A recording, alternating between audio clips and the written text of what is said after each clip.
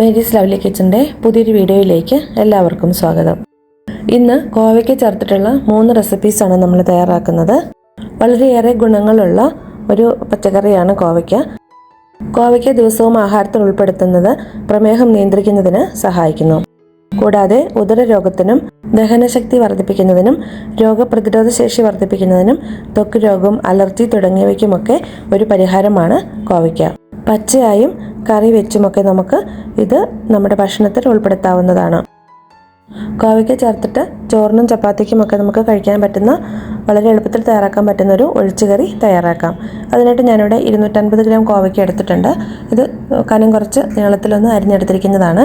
ഇതിൻ്റെ കൂടി ചേർക്കാനായിട്ട് 2 സവാള കനം കുറച്ച് അരിഞ്ഞിട്ടുണ്ട്, 3 പച്ചമുളകും 1 കഷ്ണം ഇഞ്ചി ചെറുതായി അരിഞ്ഞതും എടുത്തിട്ടുണ്ട്.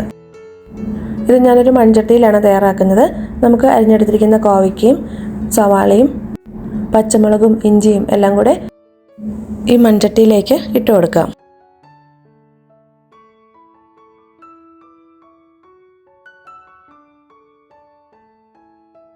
ഇതിലേക്ക് പൊടികൾ ചേർത്ത് കൊടുക്കാം. ഇതിലേക്ക് 1/4 ടീസ്പൂൺ മഞ്ഞൾപ്പൊടിയും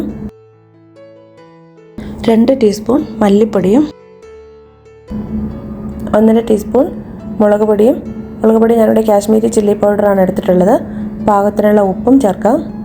ഇനി ഇതിലേക്ക് 1 ടീസ്പൂൺ വെളിച്ചെണ്ണയും കൂടി ചേർത്ത് കൈകൊണ്ട് നന്നായിട്ട് നിന്ന് തിരുമ്മിയെടുക്കാം.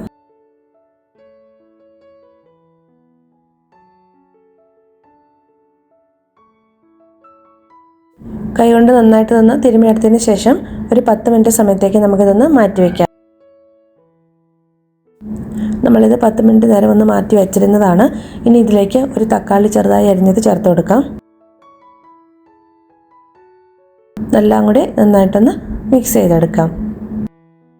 ഇനി ഇതിലേക്ക് പാകത്തിനുള്ള വെള്ളം ചേർത്തിട്ട് അടച്ചുവെച്ച് വേവിക്കാം. ഞാനിവിടെ ഒരു 1.5 കപ്പ് വെള്ളമാണ് ഇതിലേക്ക് ചേർത്തിട്ടുള്ളത്. ഇതിലേക്ക് ചേർക്കാനായിട്ട് നമുക്കൊരു അരപ്പ് തയ്യാറാക്കാം. അതിനായിട്ട് ഞാനിവിടെ 1 കപ്പ് തേങ്ങ ചിരകിയത് എടുത്തിട്ടുണ്ട്. ഇതിലേക്ക് 3-4 ചുവന്നുള്ളി ചേർത്ത് കൊടുക്കാം. അല്പം വെള്ളം കൂടി ഇതിലേക്ക് ചേർത്ത് കൊടുക്കാം. 2 ടേബിൾ സ്പൂണൊക്കെ ചേർത്താൽ മതി. നല്ല പേസ്റ്റ് പോലെ ഇത് അരച്ചെടുക്കാം. ഞാനിപ്പോൾ ഇത് നല്ല പേസ്റ്റ് പോലെ ഒന്ന് അരച്ചെടുത്തിട്ടുണ്ട്. നമ്മൾ നേരത്തെ കോവയ്ക്ക വേവിക്കാനായിട്ട് വെച്ചിരുന്നതാണ്. ഇപ്പോൾ ഇത് പാകത്തിന് വെന്തിട്ടുണ്ട്. വെള്ളമൊക്കെ കുറച്ച് വറ്റി വന്നിട്ടുണ്ട്. ഇനി ഇതിലേക്ക് നമ്മൾ അരച്ചെടുത്തിരിക്കുന്ന അരപ്പ് ചേർത്ത് കൊടുക്കാം. മിക്സിയുടെ ജാറൊന്ന് കഴുകിയിട്ട് അല്പം വെള്ളം കൂടി ഇതിലേക്ക് ചേർത്ത് കൊടുക്കാം. എല്ലാം കൂടി ഒന്ന് മിക്സ് ചെയ്തെടുക്കാം.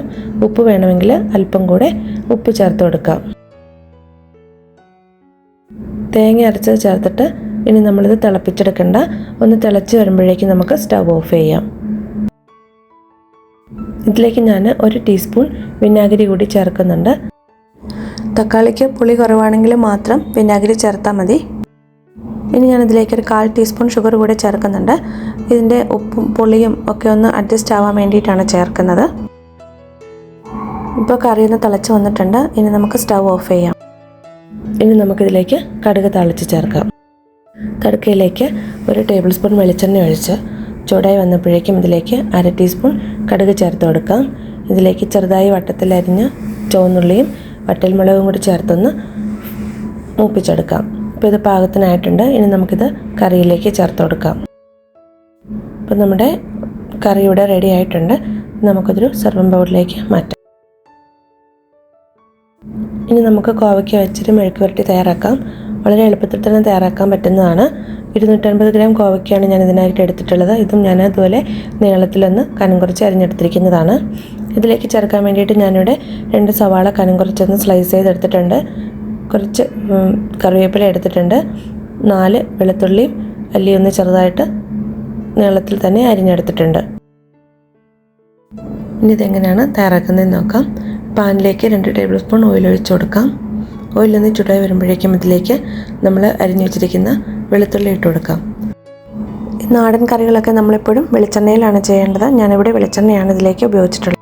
വെളുത്തുള്ളി ഇത് മൂത്ത് വന്നിട്ടുണ്ട്. ഇനി ഇതിലേക്ക് സവാള ചേർത്ത് കൊടുക്കാം.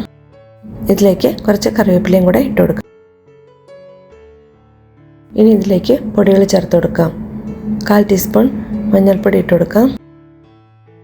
മഞ്ഞൾപ്പൊടി ഒന്ന് മൂപ്പിച്ചെടുക്കാം.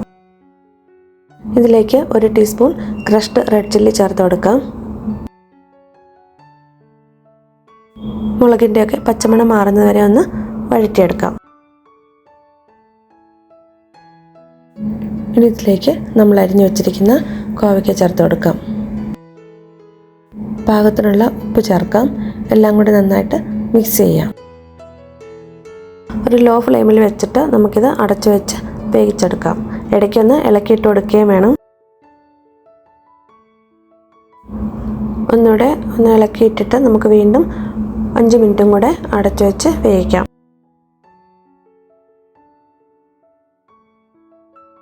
നമ്മുടെ കോവയ്ക്ക മെഴുക്കുവരട്ടി ഇവിടെ റെഡി ആയിട്ടുണ്ട്. ഇനി നമുക്കിത് സർവിംഗ് ബൗളിലേക്ക് മാറ്റാം.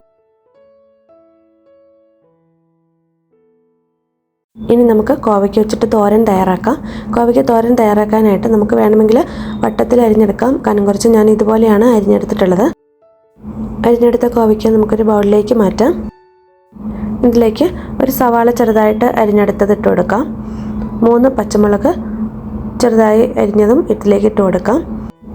ഇനി ഇതിലേക്ക് 1/2 കപ്പ് തേങ്ങ ചിരകിയത് ഇട്ട് കൊടുക്കാം. ഇതിലേക്ക് 1/4 ടീസ്പൂൺ മഞ്ഞൾപ്പൊടി ചേർക്കാം. പാകത്തിനുള്ള ഉപ്പിട്ട് കൊടുക്കാം. ഇനി ഞാനിതിലേക്ക് അല്പം മുരിങ്ങയില കൂടി ചേർക്കുന്നുണ്ട്. ഒരു പിടി മുരിങ്ങയിലയാണ് ഞാനിതിലേക്ക് ചേർത്ത് കൊടുക്കുന്നത്. വേണമെങ്കിൽ നമുക്കിതിലേക്ക് കറിവേപ്പില ഇട്ട് കൊടുക്കാം. ഞാനിപ്പോൾ മുരിങ്ങയിലയാണ് അതിന് പകരമായിട്ട് ഇട്ട് കൊടുത്തിട്ടുള്ളത്. ഇനി ഇതെല്ലാം കൂടെ കൈകൊണ്ട് തന്നെ ഒന്ന് മിക്സ് ചെയ്തെടുക്കാം.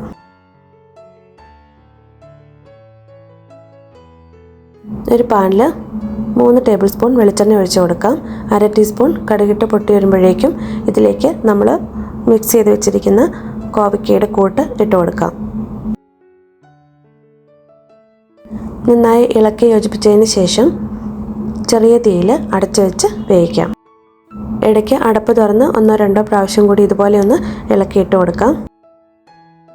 നമ്മുടെ കോവയ്ക്ക തോരനും ഇപ്പോൾ ഇവിടെ റെഡി ആയിട്ടുണ്ട്. നമുക്കിതൊരു സർവിംഗ് ബൗളിലേക്ക് മാറ്റാം. ഇന്നത്തെ 3 റെസിപ്പീസ് നിങ്ങൾക്ക് എല്ലാവർക്കും ഇഷ്ടമായെന്ന് വിചാരിക്കുന്നു. വീഡിയോ ഇഷ്ടമായെങ്കിൽ നിങ്ങളുടെ കമൻസൊക്കെ ഒന്ന് അറിയിക്കുക. നിങ്ങളുടെ ഫ്രണ്ട്സിനൊക്കെ ഒന്ന് ഷെയർ ചെയ്ത് കൊടുക്കുക. പുതിയൊരു വീഡിയോയുമായി നമുക്ക് വീണ്ടും കാണാം.